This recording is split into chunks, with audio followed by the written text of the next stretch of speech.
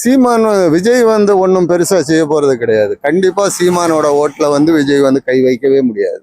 100% கை வைக்க முடியாது. சீமானோட அரசியல் வேற, விஜயோட அரசியல் வேற. இல்லைங்க, யூஸ்வலா ஒரு ஏஜ் 40க்கு மேல இருக்கிறவங்க ஒரு செட் ஆயிடுவாங்க. திமுக அதிமுக அந்த மாதிரி போடுவாங்க.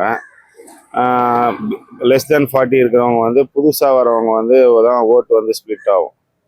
ஸோ அப்படி பார்க்கும்போது நிறைய பேர் இப்போ விஜய்ன்னு சொல்றாங்க. ரெண்டாவது எலெக்ஷன் கிட்ட மாறும், கண்டிப்பா குறையும். பட் ஆனா அது 8ங்கிறது 3 4 அப்படி போகாது. மேபி அது 6.5 6.5 or 7 அந்த ரேஞ்சுக்கு குறையறதுக்கு வாய்ப்பு இருக்குன்னு நான் எக்ஸ்பெக்ட் பண்ணுவேன். அவரை நம்புறவங்க கொஞ்சம் பேசிக்கா இருக்கதான் செய்யறாங்க.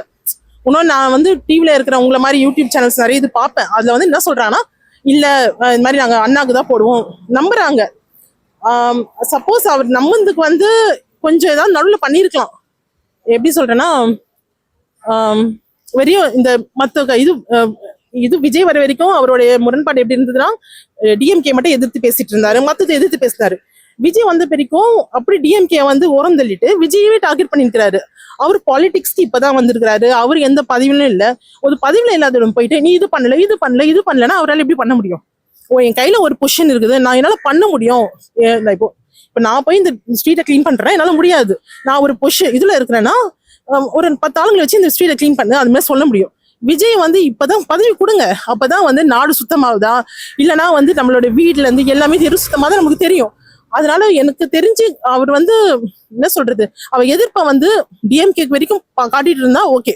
அப்ப நினைக்கலாம், சரி ஓகே, இவ்வளோ கரப்டடா இருக்குது, பெண்களுக்கு பாதுகாப்பு கிடையாது, ஸோ அதை எதிர்த்துனே இருக்கிறாரு, அதனால அவர் பக்கம் நிக்கலாம், ஒரு 10 பேர் நிக்கலாம் வச்சுங்க. ஆனா அவர் டக்குன்னு டிவி கேட்க திரும்பும் போது எல்லாருமே அவர் மேல சந்தேகம் தான் வருது. இப்போ அவர் சொல்றாங்களா இவ்வளவு வாங்கிட்டாரு அவ்வளவு வாங்கிட்டாருன்னு சொல்லிட்டு, நமக்கு தெரியாது, பர்சனலா தெரியாது இவர் வாங்கிருப்பாரா இல்லையான்னு சொல்லிட்டு. ஆனா அவர் கண்ட்ரோல்டா இவங்க தான் நம்மளுக்கு ஆப்போசிட் சொல்லிட்டு டிஎம்கே ஆளுங்கட்சி அடிச்சாலே தெரிஞ்சிடும். இல்ல சீமானுக்கு குறைமான்னு எனக்கு தெரியல. பட் விஜய் கொஞ்சம் சீமான் கிட்ட, விஜய்க்கும் சீமானுக்கு தான் போட்டி எனக்கு அப்படிதான் தோணுது. அது as usual DMK ADMK first second அவங்க 2 பேர்ல யாராவது வருவாங்க.